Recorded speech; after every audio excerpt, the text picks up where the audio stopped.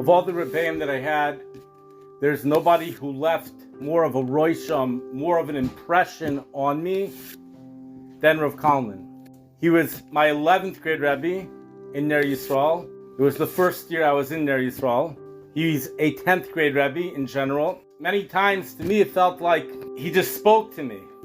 I was receptive to every area of greatness of his, and he was great in all areas. Although there are many great people in the world, for me to be receptive to their area of greatness does not always happen. So I wanted to speak about his greatness because unfortunately I didn't get to hear the Levaya. I wasn't at the Levaya. I didn't find out about it till after it happened. We're going to start from the beginning. This is just what my experience has been. This is what my perception. This is just from me. I haven't heard anything from the Levaya again. What always struck me about Rav Kalman was actually his nosei be'ol chavero. That's something that stuck out. That's when in regards to what that means is carrying the yoke of your friend. If I had an issue, there was something bothering me, and I would speak to him about it, he was in pain over it, and he took the pain off of my shoulders. He would respond right away. He truly cared, and he had a havana, an understanding of people that is second to none. So I'd like to give you a few examples, and I consider him an Adam Gadol because he empowered the students, at least with me. He gave the feeling, he gave a Talmud a good feeling that they have the ability to do things that ordinarily they would have thought they never had the ability. And to tell you the truth, the year that he was my Rebbe in Ner Yisrael, my mind really opened up that year. And it really felt like there were koichos there that I never knew I had. And unfortunately, it kind of feels like as the departure from him took place, the koichos, it feels like there's no access to them. But let me just start with the stories, because there's a lot of them.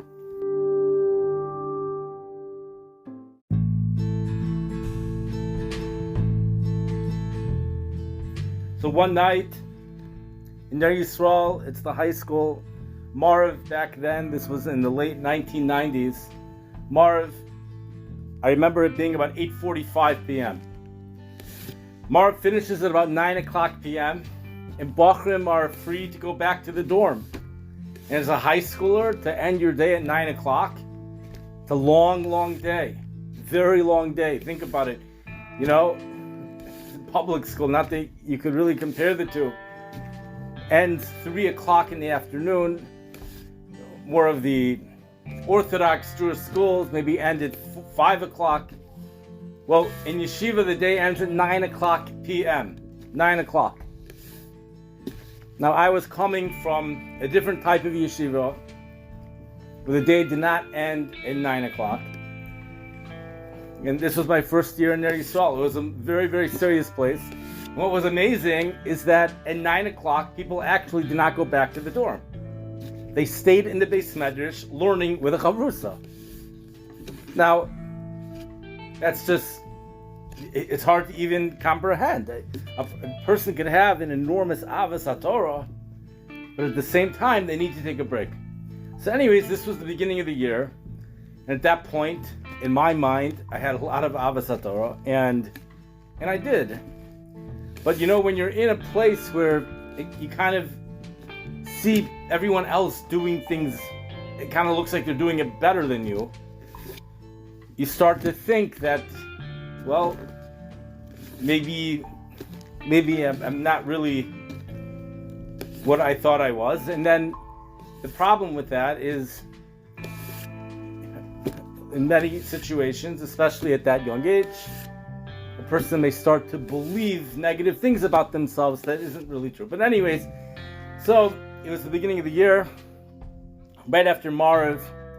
Everybody's staying in the Beis Medrash to learn, but I'm on my way out. I'm leaving because I used to go jogging every night. I loved listening to music, And I love jogging. There's not a lot of people who love jogging. In fact, to jog every night in the world, that's even considered a discipline. You have to be disciplined to be able to jog every night. There are those who will consider that a great thing to do. But I loved it. So by me, it wasn't a discipline. This is something I got that runner's high, and the music I loved. And probably the people who are learning, maybe they would respond the same way. To me, what they were doing was unbelievable. But I'm sure they loved it. But anyways, I'm leaving the Beis Medrash, and Rav Kalman, he calls me over. He says, Simcha. Now, in the yeshivas out in the East Coast, the minhag is to imitate the Rebbe, and it's not a way of making fun of them. But I'm not going to do it, even though it enhances the experience. I'm not going to do it because in many places they don't really understand the minhag, and they're going to take it the wrong way. So he said, Simcha, where are you? Look around you. Simcha, look around you. He looked around me. He said, do you see everybody else in the Beis Medrash? I'm like, yeah, I see everybody learning. And he's like, and do you see that you're leaving the Beis Medrash? I said, yeah, I see that I'm leaving the Beis Medrash. He said, would you say they have a higher level of Ahavas HaTorah than you do? Wouldn't you say that they must love the Torah more than you do? I thought about it. I said, yeah, I guess so. He said, I want you to know that you're wrong. They do not have any more of an Ahavas HaTorah than you do. They don't love the Torah any more than you do. The pshat is, you have different personalities. You need to go jogging. They don't.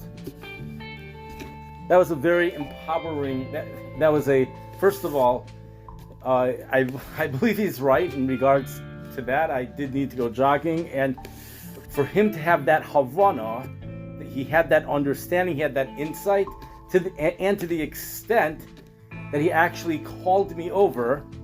He understood, if he didn't say that, he understood the consequences. He knew this is a large place, and I guess he could tell that if he doesn't remind me of that, I might change, and I might not change for the positive. I don't know what all the cheshbonos were, but that was a beautiful thing for a Rebbe to do. That's a Rebbe, that's an expert mechanech, a Rebbe who does that. He's able to, there's a lot of bochrim in this year. This was the beginning of the year, and for him to be tuned into that is something which I thought was totally amazing. So what we're saying over here is, number one, he had a tremendous havana in understanding about people. Number two, he truly cared about his talmidim. And number three, he knew how to raise them. He knew what to say, and he did it. And maybe there's more things you could add to the story, more levels of greatness than just four. But he did it. He called me over, and that's what he said. And who knows how many other things he said to other people to give them chizuk. That's story number one. That's a story of empowerment, building self-esteem. At the very least, maintaining the self-esteem, maintaining that starkness that the bacher had when they went into the yeshiva, making sure they don't lose it. Realize that, making sure they don't lose it. Let's go on to story number two.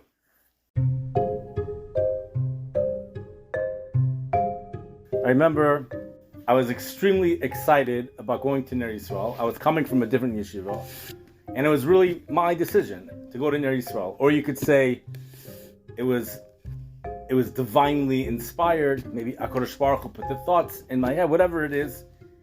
There was a lot of work that was done, and I got accepted.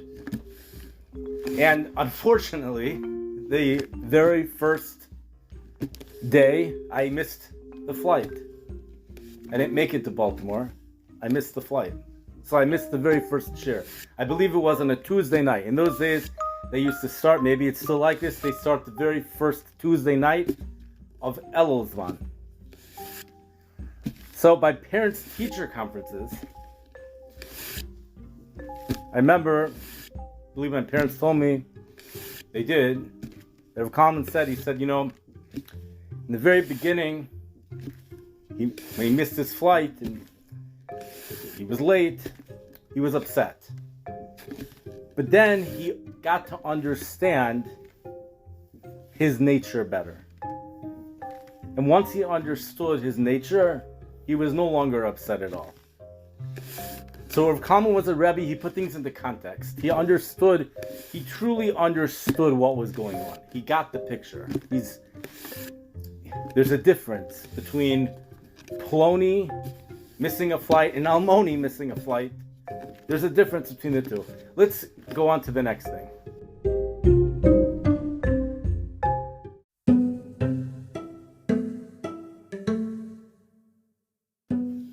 A lot of times when a bacher misses shachris, let's say you miss shachris, so it's very common. Shachris, I don't know if there's a point in translating it, but we will. The morning prayer services, it's done early in the morning. And it's a common thing for Bachrim to miss it. It's early in the morning and it's hard to get out of bed. And people miss it. Usually the response is, say like, Rebbe, I can't do it. And the Rebbe says, well, if you had a flight this early in the morning, you wouldn't miss your flight. And then, so you see, you really could do it. Well, in my case, I guess, Baruch Hashem, I did miss the flight, so at least I could genuinely say I couldn't do it. But in any case, Mishachris, usually the Rebbe comes over and you get musar. He'll reprimand you. How could you Mishachris? How could you? Okay, that's very, very common. However, it bothered me that Rebbeim do that, because a lot of times the Bacher already feels horrible about the fact they missed Shachris.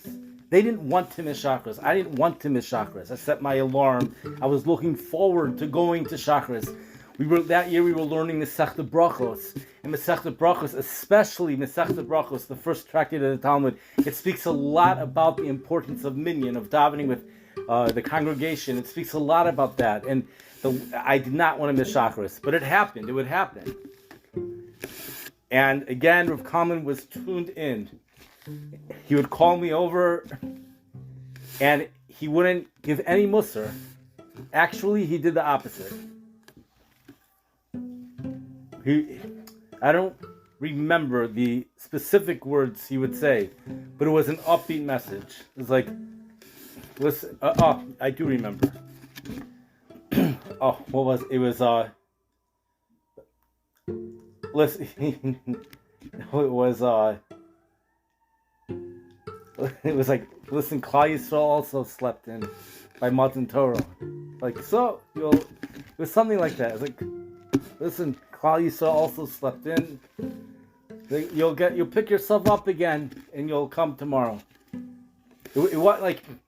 He understood if the person feels bad about it, so then giving them musar is only going to make things worse.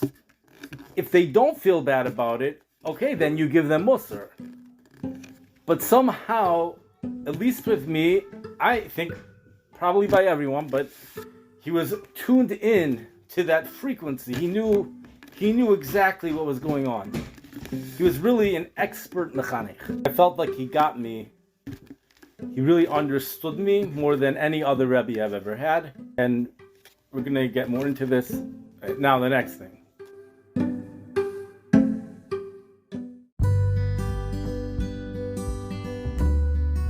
I remember once I was having a difficulty with my roommate. I noticed my roommate doing something that it looked very scary, really. So I spoke to Rav Kalman about it. I spoke to Rebbe about it. And it was just amazing how serious he took it and how he immediately did something about it. The pain that I was in, he was in the same. He was able to put himself into my shoes 100%. That's called empathy. And he immediately went to the menahel and took care of it.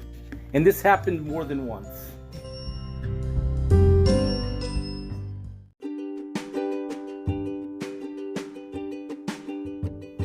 One of the things I found to be amazing is that when I would come home over Bein Hazmanim over the summer, there were times I would call him. And it just amazed me how he made time.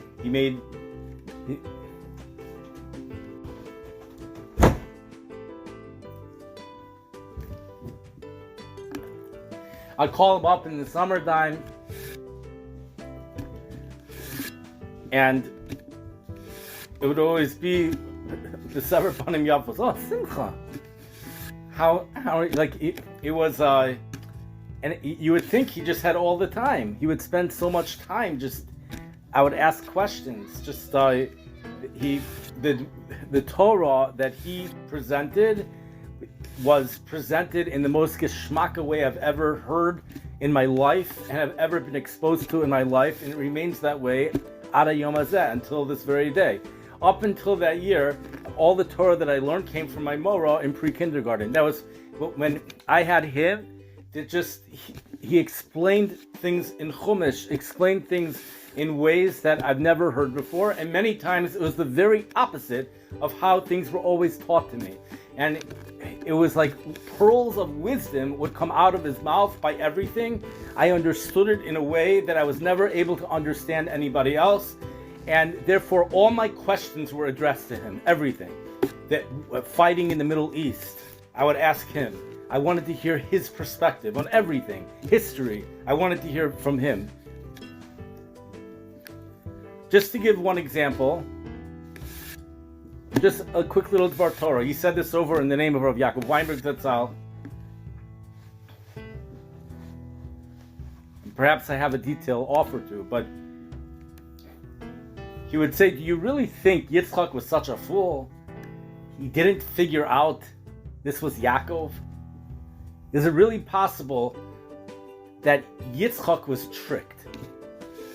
Do you really think he was tricked? He could tell right away, this is the voice of Yaakov, it's not Esav. And he expanded upon that and made the question much starker than that.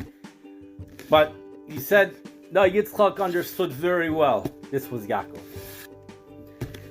The whole thing is, Yitzchak knew from the very beginning. It could very well be that Yaakov is on the higher madrega than Esav.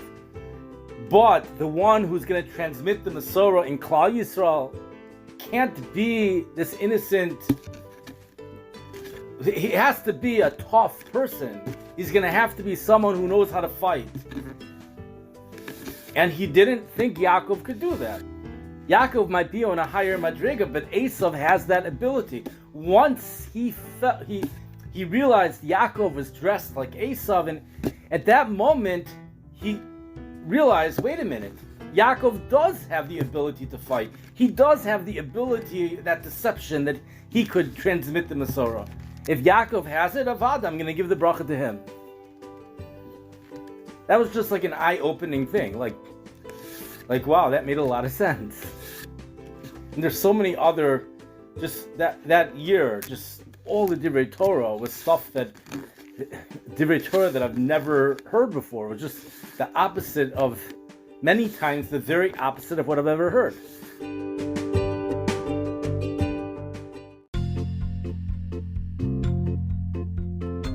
There's so many other examples. That year was the year that we had Mark McGuire and Sammy Sosa. There was a big race going on in the home runs. Big race. This particular Friday morning, one of them had 56 home runs, the other one had 59. So the Menahel or Rabbi Temler, he would speak every Friday morning. He offered his mahalach, he offered his approach. Why are we giving these people kavod? But they can take a stick and act like a gorilla better than you or I. What? Okay, we're all familiar with that approach, those of us that were there. But that night, Rav Kalman, once again, he offered a completely different perspective. I don't think he was disagreeing with what the Menahel said, but he was focused on Clinton. And at that time, there was a big scandal going on. And it was being published on the front cover of the newspapers. And the problem was that the words themselves were words that yeshiva bachrim wouldn't even be able to understand. So he was speaking about that, and he called this gentleman, he was saying it's corrupting the minds of even our kindergartners. They're learning words that they don't even... Why are they learning these words? They shouldn't know what these words mean. But he said, but Baruch Hashem for Mark McGuire. Baruch Hashem for Mark McGuire. Baruch Hashem. Baruch Hashem. I went to get the Baltimore Sun. And Baruch Hashem, he got another home run. And he was on the front cover of the paper. He's taking our minds off of the scandal, and Baruch Hashem. And besides, he said he gives to charity funds, and he's a wonderful role model for the Umos HaOlam. That's what he spoke about. And there are many, many times he would offer the complete opposite perspective than the Menahel. And it really was quite an experience. It was an amazing experience. The Ner Yisrael experience, it was really through him that I really got to see how each Rebbe was personified Torah, and yet they were so different from each other. I mean, he was the inspiration to really get to notice this, because he really gave it all he got. Torah drew out his personality. It didn't cover up his personality. If someone's not doing it right, Torah ends up covering up the personality. But if they're doing it in the natural way, they're steiging in a normal way, a normal balanced way, the Torah not only hides your personality, it brings it out. Those that were exposed to this, I think, know what I mean.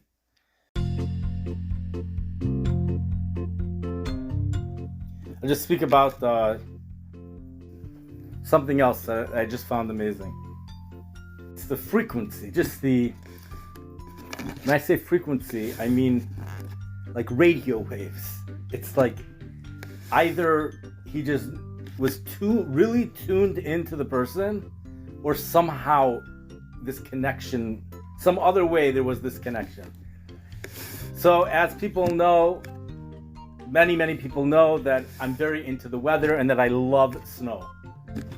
And here I am in Baltimore, and in Baltimore that year, it's probably like this every year, but Baltimore, by these southern stream storms, always ends up in the 2 to 4 inch area of snow. And it's so frustrating. Because why? Why can't we be in the 6 to 12 inch area? Why can't we be, sometimes there's even higher. Why is it always the 2 to 4 inches of snow? Why? But that's the way it is. You just have to deal with it. Most people couldn't care less. In fact, someone who, you're kind of crazy. I'm alone on this. Who in the world is thinking like this? That they're sad over the fact that the city, who even notices the city's always in the 2 to 4 inch area, and they're sad. Okay. Now, you have to keep in mind that Rav Kalman has made mention that he had a shelig shmuz, but he'll only give it if there's 20 inches of snow on the ground. And I always wanted to hear that shmuz. So this was also part of it. If Baltimore only gets, if we're always in the 2 to 4 inch area, I'm never going to get to hear the shelig shmuz. But it was more than that. I didn't want to be in the 2 to 4 inch area. So there's this amazing story that happened, which I'm not going to say right now, but it was an amazing story involving a Shakavitaria with tefillah, but basically an unexpected snowstorm popped up in Baltimore one night. And unless you had a weather radio, such as me, which had alarms going off notifying you of all the changes which were happening, most people did not know what was happening, but they woke up the next morning and there's heavy snow, and they were forecasting an enormous amount. They were not up to 20 inches yet, but the forecasts were constantly going up. And this was a storm that was supposed to bring flurries at the coast. Nothing for Baltimore, flurries at the coast. And 12 hours before that, clear skies, not even clouds. So this is quite a change. The forecast changed quite a lot in 24 hours, and it was kind of changing while it was happening. So you could tell nobody really knew for sure when this snow was going to stop. But anyways, so at Shachris, after Shachris, I went over to Rav Kalman and I said, Rebbe, is Rebbe going to give his Shalik Shmuz today?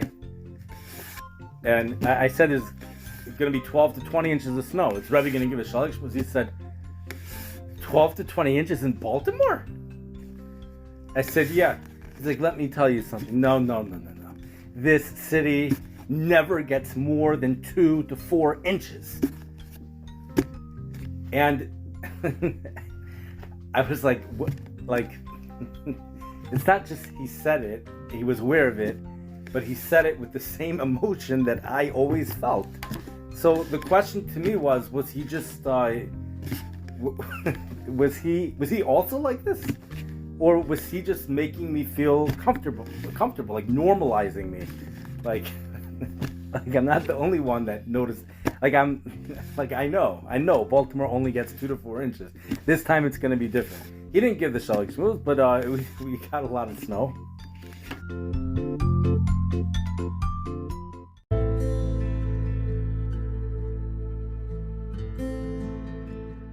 Many years later, I was in a yeshiva up north. It was in Providence, Rhode Island. And this was 4 or 5 years later, in the year 2003, President's Day weekend.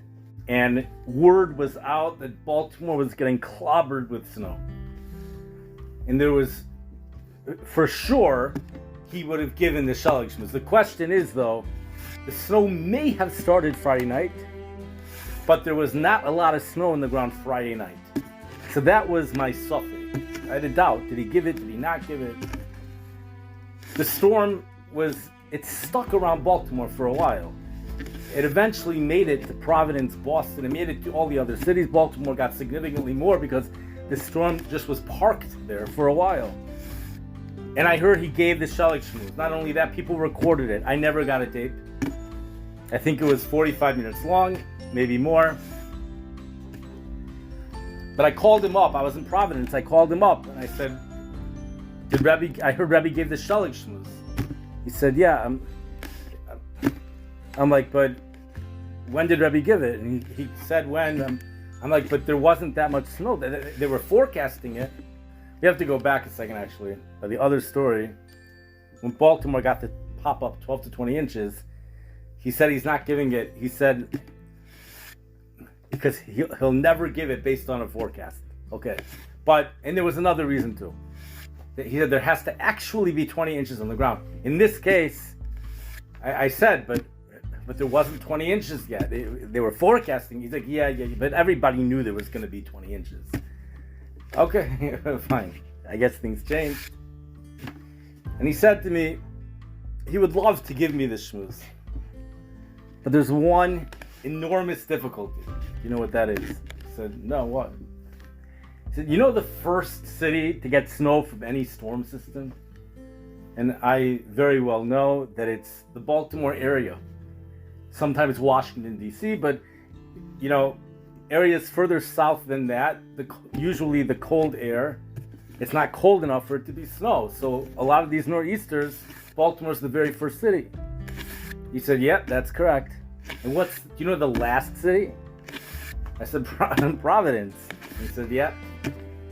It's like, if you were in New York, yeah, even Waterbury, I'd give it to you. Okay, so it happened to be, he told me He wanted me to be learning in Waterbury. But the point is, like, he had a really good sense of humor. And I said, so because I'm in Providence, Rebbe's not going to give it to me. He said, well, I'll give you the basic Yisod. But the shmooze was 45 minutes long. But he did give me the basic Yisod. The basic Yisod had to do with time, and that's another thing that he was very much into. The Yetzer Hara's main way that he distracts us, to keep us away from our minds being on Hashem, is time. We always have to be someplace at a certain time. Snow, unlike rain, snow falls and it stays put. Not only that, we also stay put. By these big storms, the whole city, all the cities shut down. A good 20-inch snow. It shuts down the whole city. We finally have time to sit and contemplate and actually hisbonenus and do tshuva. The psukim themselves speak about snow in reference to tshuva, in reference to purifying us, cleansing us from our averos. Hashem says, I'll take your neshama and I'll make it as white as snow. White represents purity. Nothing is without reason. There's a reason for all this. I've thought of a lot more to say on my own about snow, but that was the basic yesod. Rav Kalman was very real. It felt very real to me. The emotions were very real. He was tuned into also like the Olam Haruchnius, into time. There was things had to be done at a certain time. And I'm not talking about like 10:02 a.m. or 10:08 a.m. I'm talking about the seasons. One time he was teaching a Gemara in Brachos. There's the Gemara about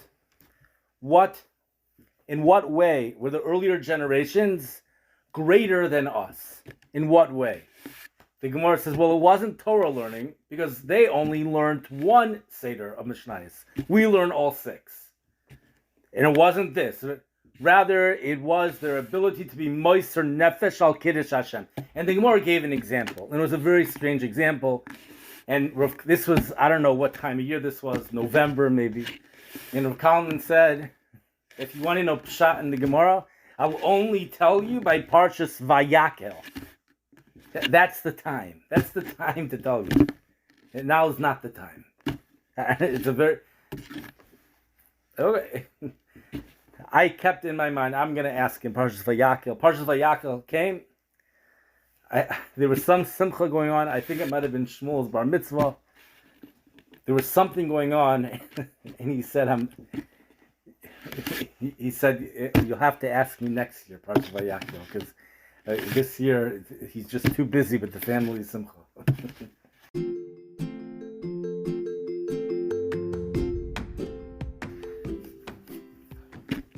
Kalman spoke about Hashem having a sense of humor. He would tell us Friday night, we'd be at his house, he would say, you know, when I was in yeshiva, Bachram had a sense of humor. You guys are so serious. You're so... I have to tell you, HaKadosh Baruch Hu has a sense of humor. And he would speak about the Parshios, he would speak about Moshe Rabbeinu was growing up in the house of Paro. All this, everything is just... You can tell HaKadosh Baruch Hu has a sense of humor. That's also something that we're also humor.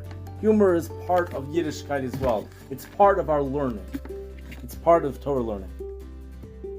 These are just things that I didn't really get to hear any Rebbe ever talk about. No Rebbe ever even offered a Shelig shmooze. Humor. It's just like, wow. So I felt like I was able to relate to the Mahalchim, the Shalach Manos Mahalach, to the Mishenichnas Adar Marbin B'Simcha banner. He felt it should not be taken down in the month of Nisan because the Simcha of Adar actually continues and doesn't peak until that's Vav Nisan. So if a banner is to be up in the month of Adar, Kal v'chomer, there should be a banner in the month of Nisan. And he was real. He said it with seriousness.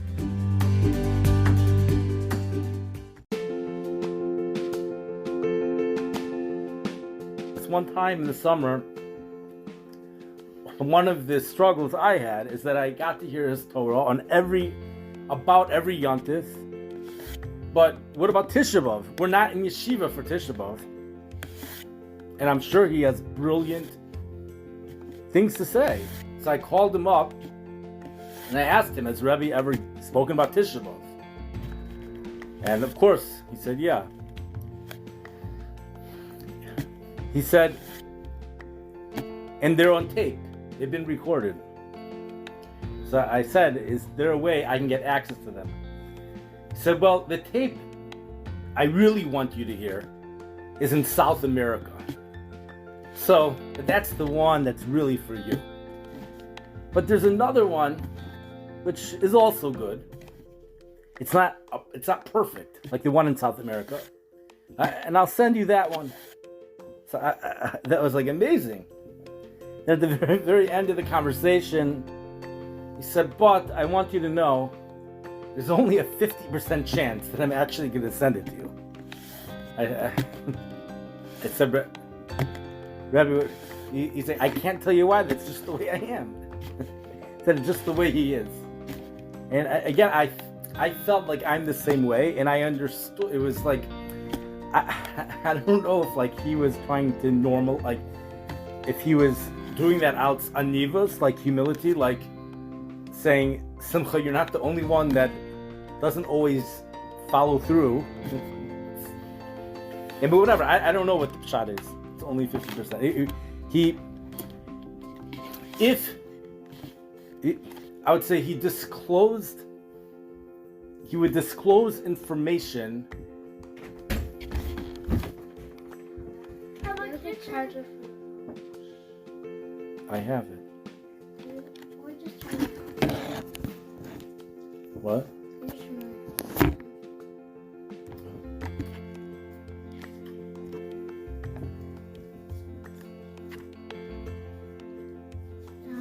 Yeah. I was there.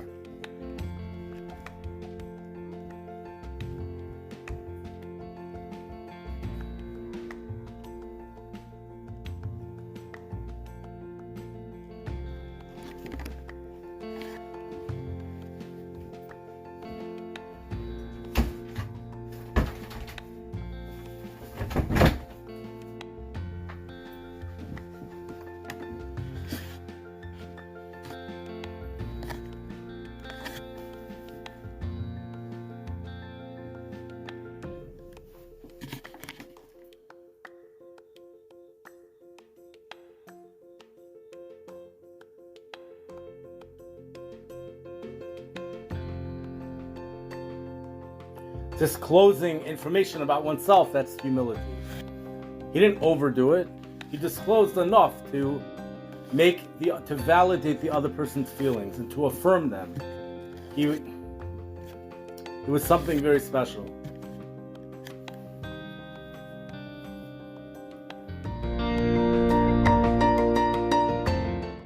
Like another example is, there was a time after I already mastered coming to Shachris every single morning, I stopped. I struggled again. I already mastered it, but I struggled. There were times I couldn't get there. And then he shared with me his struggle, which, like, it's like, I don't know, is he making this up? Is he not, like, but it made me feel normal. It validated, it affirmed, it made it feel like I'm normal. Like, he went out of his way. He didn't just say you're normal. Like, he would share with me. Like, he really did the best job you can possibly do on that level.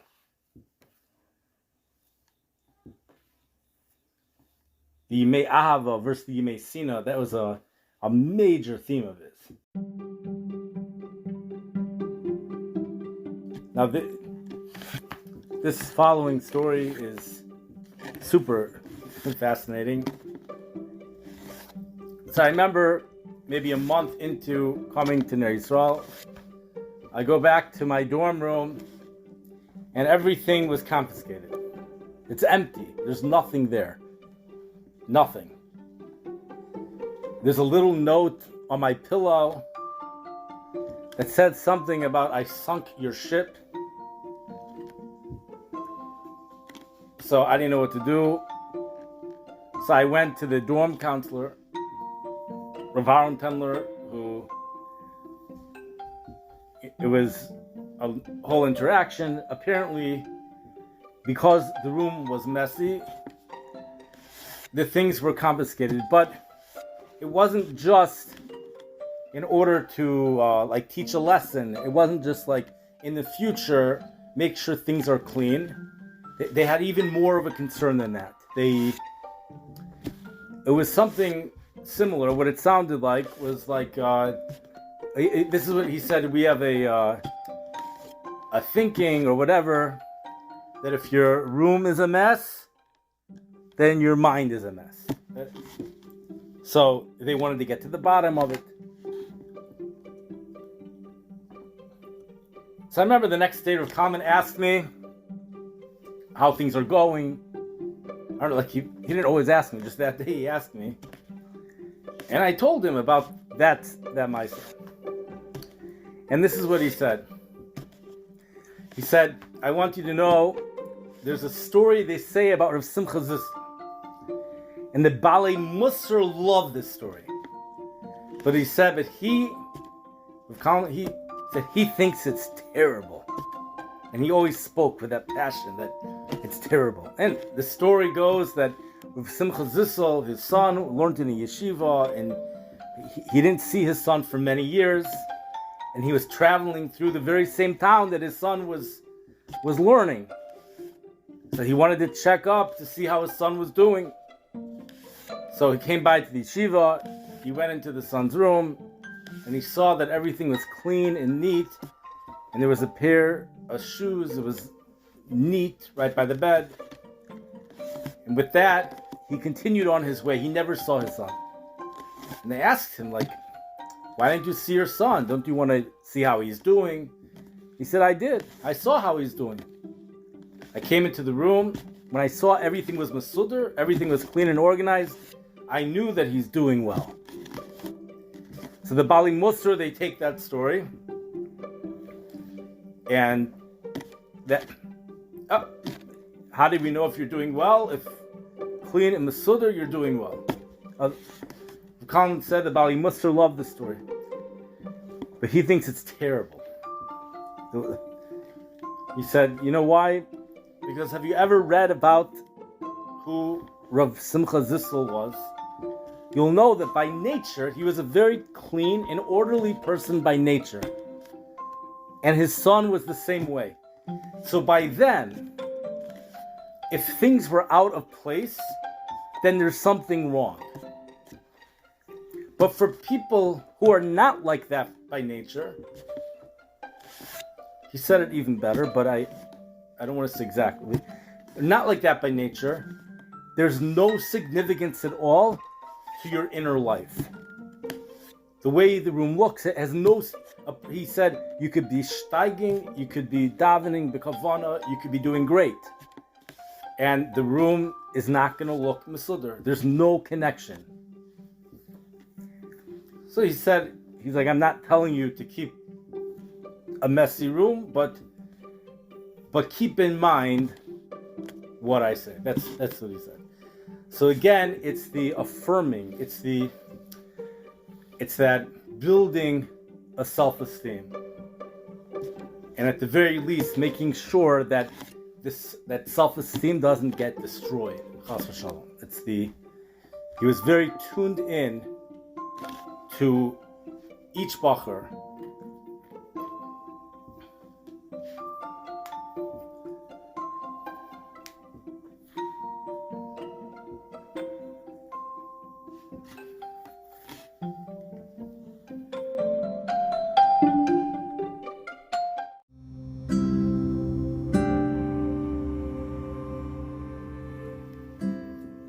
I remember many years later, this is already 15 years out of the yeshiva, and 14 years since I was out of Ner Yisrael.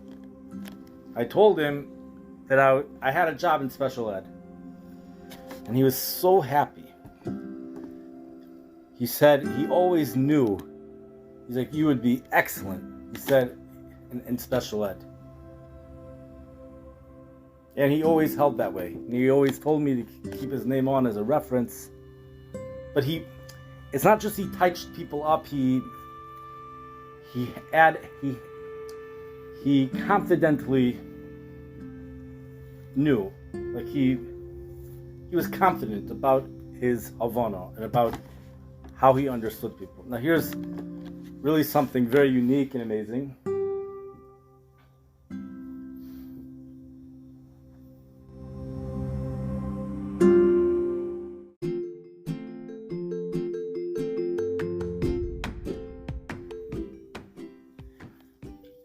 So by my chasna, so he was invited to the chasna. He had something else he had to attend in Baltimore. He wasn't able to come.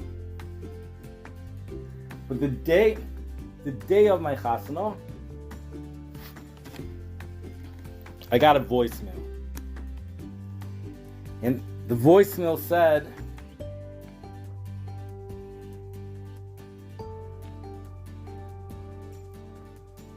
I got a voicemail from two people, and they were very similar. It could be the beginning of each voicemail said that they have one voicemail for sure said they have a picture of me or the invitation on the refrigerator, so that when the day comes, they'll be looking at it and they will be besimcha. They'll be reminded. By him, I don't know if he had that as well. But the day of the chasna, he called up and he said, I want you to know, I called up my Talmud in Chicago, I think Rabbi Sandberg. I looked into the Kala, and he said a lot of praise about the Kala. And he was mamash mekayim exactly what he taught. In Masechta Brachos, it said the main way to be mesameach the chasna and Kala is with words. And that's exactly what he did. It was with words. Mamash, at the time that I was a chassan, the very same day.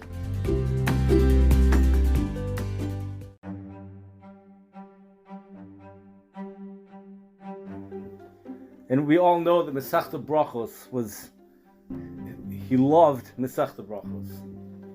That was his favorite Masechta. And what was one of the most contagious if you ever want to see contagious happiness, what you have to do, at least for sure back then, is you had to walk into the Beis Medrash maybe a little bit after he gave his Masechta Brachos shir, and you walk in during the time that the Bachrim are doing Chazara on Masechta Brachos. You know, this might already be by the Masechta Bechinas Man after Pesach.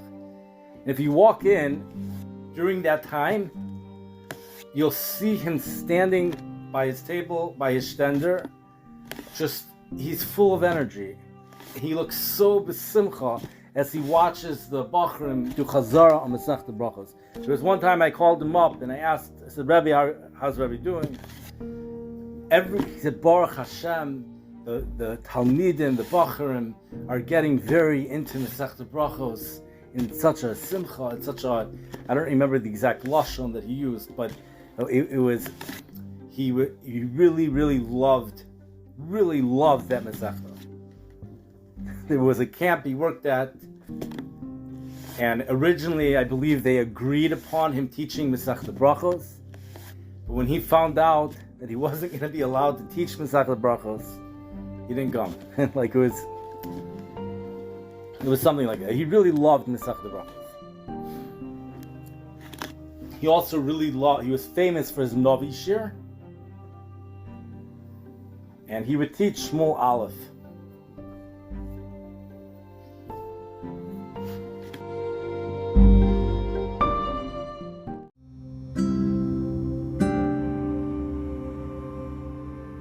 A theme that I think is consistent is that you get a sense of the metaphysical world, that there's another world out there that runs at a certain frequency which he is tuned into. And of course, anybody who is observing the Torah is tuned into this world. But the feeling, maybe I was just more receptive when it was coming from him. There was more of that feeling. I perceived that more by him than anyone else. And this goes for Shmuel Aleph as well.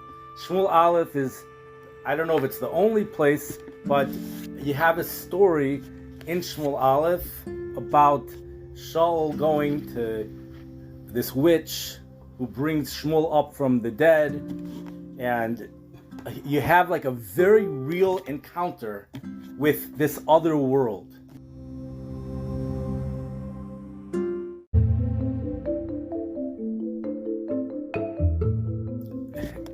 Constant theme was we are travelers through time, but time itself remains constant.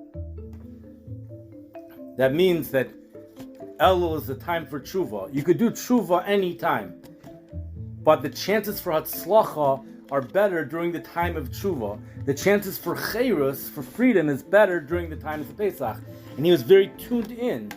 The chances for tshuva are better during a snowstorm than without a snowstorm. He's very tuned into that. He'll answer the question by Parshas Vayakel. We'll have to wait till Parshas Vayakel. Oh, he's busy this year, Parshas Vayakel. You have to come back in next year, Parshas Vayakel. This question he'll only answer by Parshas Vayakel. The Gemara, he taught it in November. He'll only give a pshat in it by Parshas Vayakel. The Shelig Shmuz, he'll only give it if there's 20 inches on the ground, and he said it has to be on a Friday night. Granted, some of those conditions got changed, but no, it's a special shmuz, and it's not given every year, and most people never get to hear it. So he has the Torah. The Torah is said at a certain time. One of the most amazing things I find is that you could look up shiurim from all these famous speakers. You could find it online, everything. But with Rav Kalman, he could very well have been one of the most famous speakers, but he kept himself private. And he even said, we keep thinking, Ner Yisrael, Mechina Ner Yisrael is the world's best hidden secret. But you won't find any share of his online. You won't find, nobody knows about it. It's like unbelievable.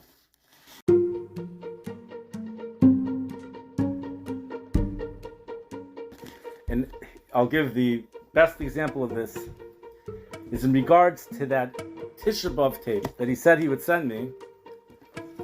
He said there's a 50% chance, but it was sent. It arrived the day after Tisha B'Av. So I called him up to say thank you. It was a great tape, great shir. And he asked me, when did it arrive? And I said I didn't have it for Tisha B'Av. And he was in so much pain. He's like, I told the mailman to deliver it. It has to be there on Tisha B'Av. But I said, but Rebbe, I got it the day after, but it came before Chatzos.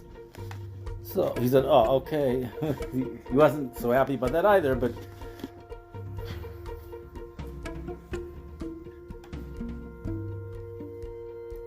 the basic yesod in that shir was something that Pasuk says, "Kar v'chol kar v'sher yikru b'emes." Hashem calls out to all those who call out to Him in truth.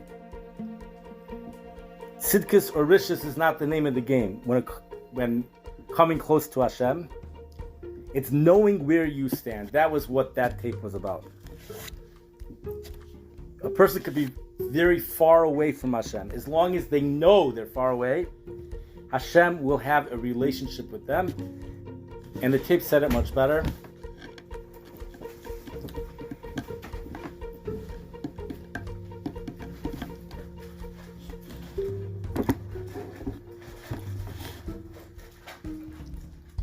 And that's why Tisha B'Av is right in between Shavuos and Elul. Tisha B'Av is to remind us that we're very far away from Hashem. If we didn't have Tisha B'Av, we would think that we're close to Hashem. We just stayed up all night on Shavuos. We're close to Hashem. But if we think we're close to Hashem, we're not close to Hashem. Because if we were close to Hashem, we would have a Beis HaMikdash.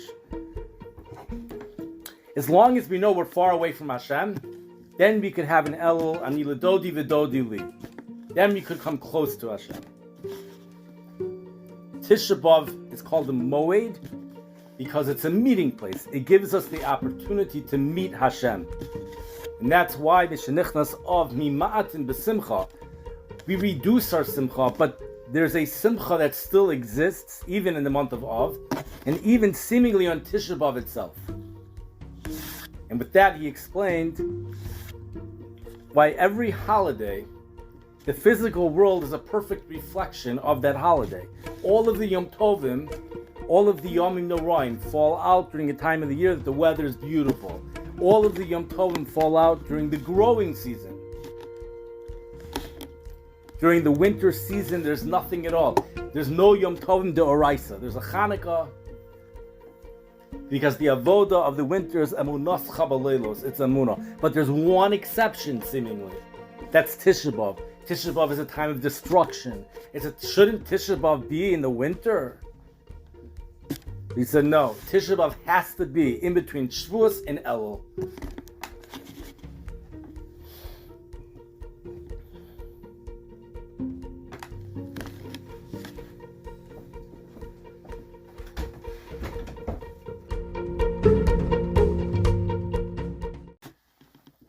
He was really a powerhouse speaker, tremendous koyach hadibur. And not only that, he made it look attractive. He made public speaking look like this is something I want to do. And if you're not exposed to that, you just assume this is not something I want to do. Like, nobody's supposed to like public speaking. And he also made it look like always having a Devar Torah available no matter what. A person should always have one available. He made that look attractive. He didn't need to prepare. It was just, as he walked up to the shmuz to speak between Shalosh, right after Shalosh Shuddis, he would go through, am I going to speak this one, that one, that one? He would decide at the last minute what he's speaking about. Because he had Torah on his fingertips. He had his Sfarim that he loved.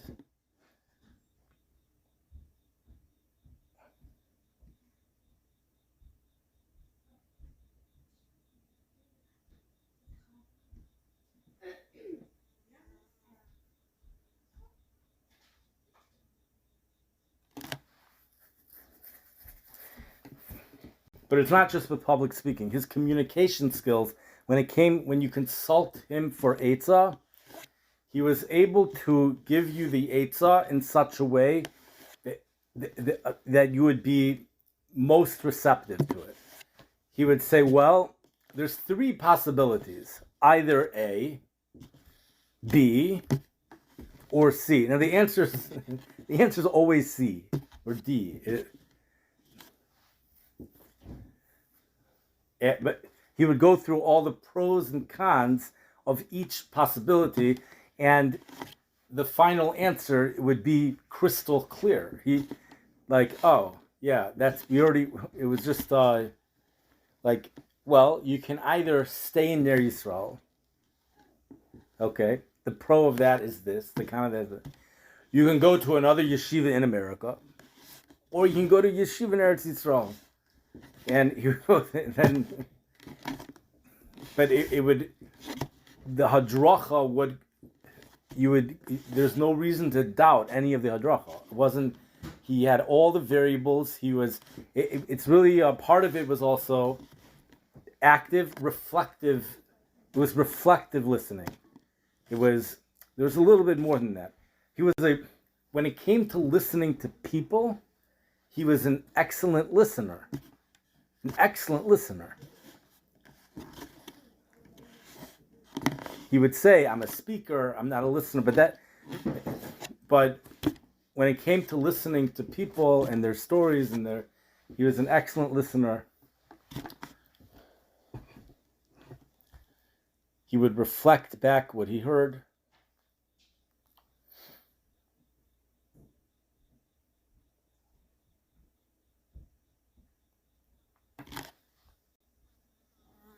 Remember, he once said, a su'uda that doesn't have kari bone, a sudas mitzvah that doesn't have kari bone is not a sudas mitzvah.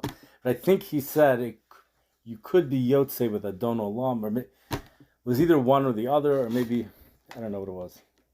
Everybody knows his favorite song was Ana B'Koyach.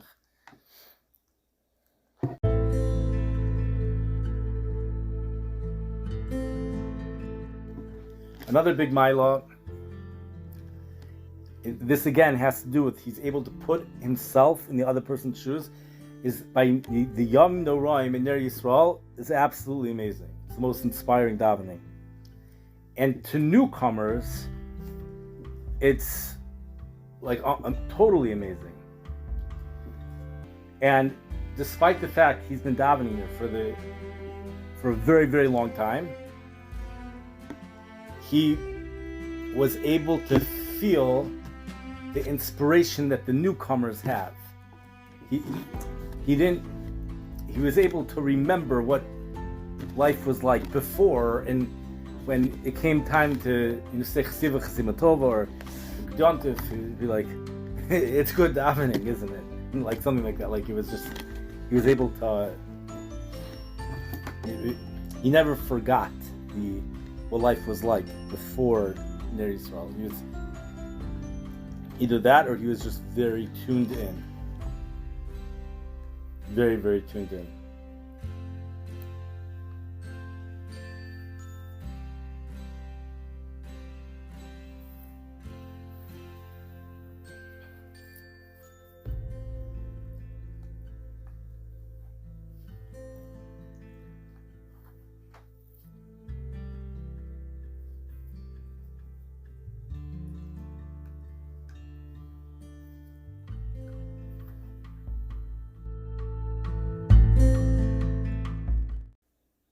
He said he never forgets a bachur. He might get them mixed up in years.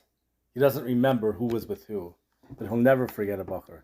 He would, at the end of the year, he always kept all of our mesachta bechinas, mesachta brachos. He said that, I think the thing was that in order for him to come to the mesiba, I think someone had to get a 100.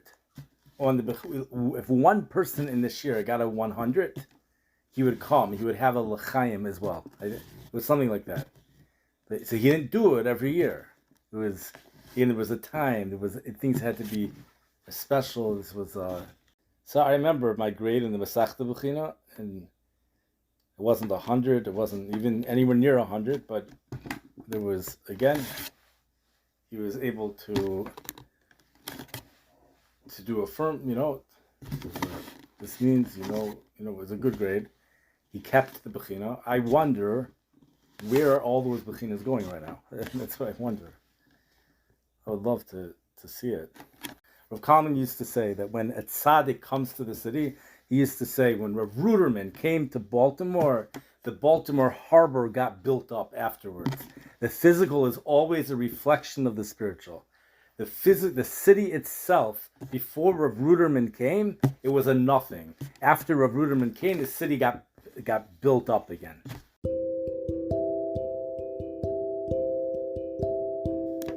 Just maybe we can end off with this. There's a chazal somewhere. It goes around whenever gedolim are nifter, that when a person's nifter, all of the midos that they excelled at is now more available to the rest of the world.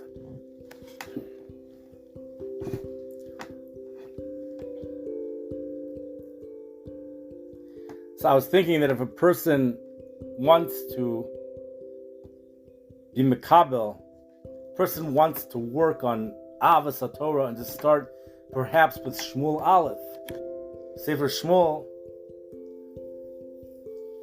that might be more available to the world right now. Or Masechta Brachos. This would be an awesome time to take upon yourself to learn Masechta Brachos.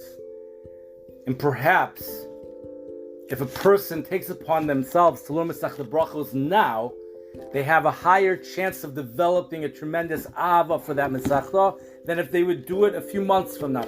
Or maybe it's the whole year. Because right now it's available. All of those things, it's available to the world. And I believe those that do that, it then acts as a schus for the neshama of the mace. So I don't know exactly how that whole thing works, but the things that he loved, Masechta Brachos, Shmuel Aleph, trying to have a havana of people, no seba ol chavero, being misameach others through words, affirming others, validating others.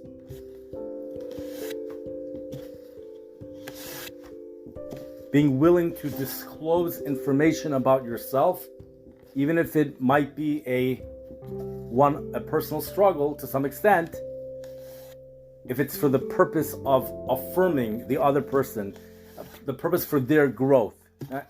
Not to disclose too much, but there's a certain level of anivus in that. And Rebbe, we will miss you.